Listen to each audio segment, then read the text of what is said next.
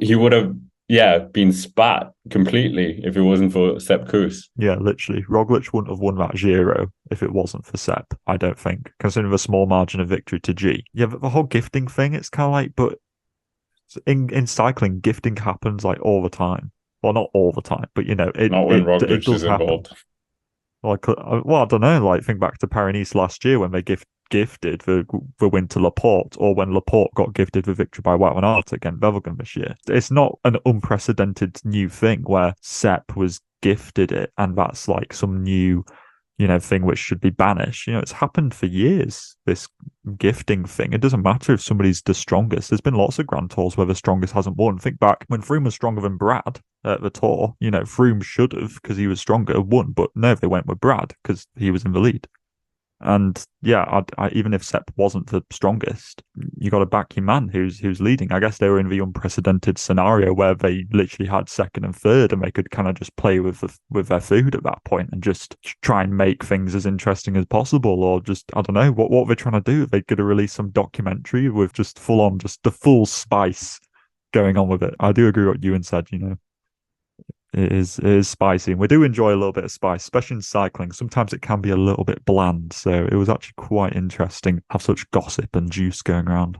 I love the idea of them releasing a film because their documentary for the 2021 Tour de France is called Plan B.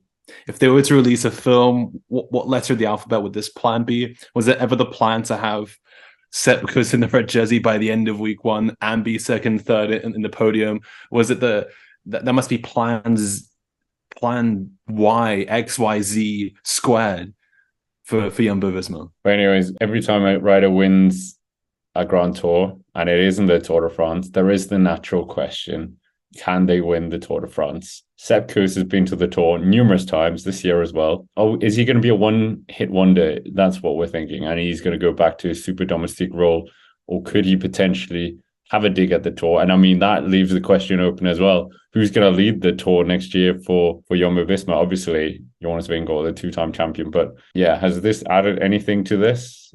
Could we potentially see double leaders of Roglic and Vingegaard? They kind of, Patrick, you were filling us in with something in the recap. Yeah, I don't know about Sepp, to be honest with you. I feel like Sepp did well this time round because I think probably for one of the last times, honestly, was allowed into the breakaway to get the victory and therefore gain time there. And I don't think he's going to be given that leash maybe ever again in a Grand Tour unless it's a really difficult stage. Sepp getting those minutes in the first week, and then once Martinez was dropped, Sepp was in the lead. That was the way which he got it. I don't think he was going to get it by hanging out with the GC boys and beating them on the line, because otherwise he would have just been a domestique. So I don't think it's going to happen at the Tour, to be honest with you, with Sepp. I hate to be the negative Nancy person on this opinion, but I just now people have seen what, if you allow Sepp in the break, this can always happen. And I think especially if you're somebody like UAE with Pogacar, I just don't think you're going to be allowing Sepp into the break. I see that being the only way that Sepp wins is if he gets into a break. But if people are actually alive to the threat now, I just don't see Sepp winning a Grand Tour, even though he did show that his TTing was actually not too bad in that flat TT on stage 10. That was actually a very good performance on a TT. But yeah, I just don't see how he will. Maybe he gets put in as a co-leader with Sepp or whatever. But I don't know, the whole Roglic thing as well. Rumors of him going to Trek and the uncertainty of that's just like a whole other can of worms to be opened up. If you're a negative Nancy, I'm a negative Nicholas, because I don't think Sepp Kuss will win the Tour de France. It's just like the circumstances of this Vuelta win are so exceptional that I just don't think it's going to happen again.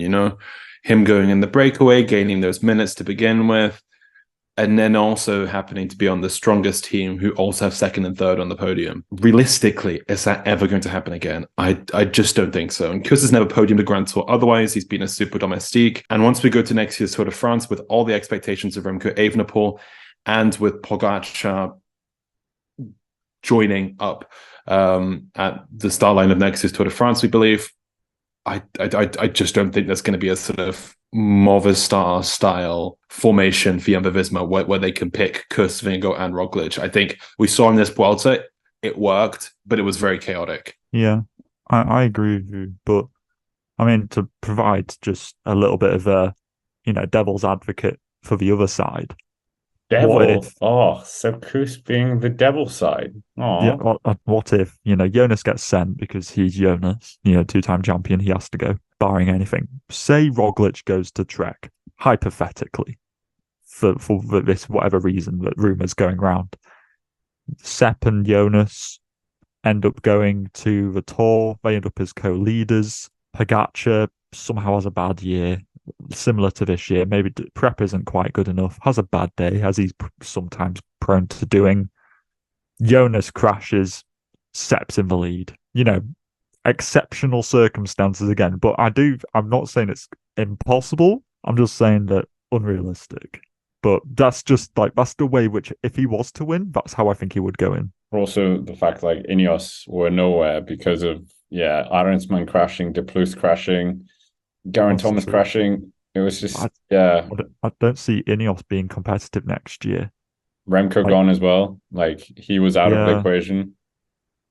Unless UAE, if they bring a Yuzo to the Tour next year as an interest, maybe they decide to do a bit of a two-pronged thing. They've been very much around Pogacar the last few years of the Tour. Maybe they decide to get in a little bit with this dual leadership game, even if it is just a bit. Well, I don't know. I'll say that Adam Yates did a very good job of that this year. I almost, forget about him, but somebody, like the 2 or 3 leader thing like Jumbo had to try and counter this growing threat that Jumbo have with their numerical superiority inside the top 10. Anything could happen with dual leaders next year. Who knows? It'd be interesting to see what happens with Sepp, because obviously he crashed out. Well, didn't crash out, but he crashed in the torso. And he dropped a little bit out of GC because of that. But yeah, I'm interested to see what he could do as a GC threat. Whether Jumbo treat him as a GC rider now rather than a super domestique, I don't know. Maybe they see new potential with him. In a way, that's a bit like Theo Gegenhardt from his position at the Giro a couple of years back when he won the Giro. Similar with Jai Hindley as well, where they did particularly well in the COVID Giro, and then that sort of built faith within the team and within the peloton. Theo Gegenhardt's never really going to be sort of second guessed ever again after that Giro win. Maybe Sepp Kuss is going to be in the same position. Gegenhardt's a little bit different because he wasn't necessarily a super domestique, but it's definitely going to be interesting to see what happens to Sepp Kuss in the years to come. The whole GC Kuss thing, back in 2021, we had plenty of debates about what could Sepp Kuss do in those little week-long GC races, and it seemed like he wasn't really fitting into the role of a leader. But this Vuelta, it's worked. Maybe builds confidence and goes for it next year, or we return to a Kuss who isn't quite so comfortable in that leadership role, particularly in those 1 week long stage races that build up to the Grand Tour setting, and Jumbo-Visma back one of the other horses instead.